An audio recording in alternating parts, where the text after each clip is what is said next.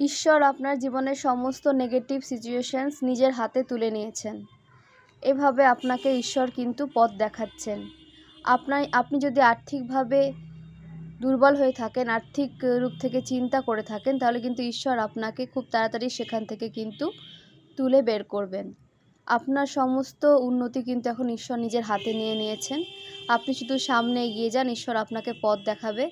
অবশ্যই ঈশ্বর আপনাকে যে পথ দেখাবে আপনি সেই পথ ধরেই এগোবেন, দেখবেন আপনার জীবনে সাফল্য খুব তাড়াতাড়ি আসছে। আপনার জীবনে গ্রোথ, সেলিব্রেশন, সাকসেস কিন্তু আসছে। আপনি সামনে এগিয়ে যান।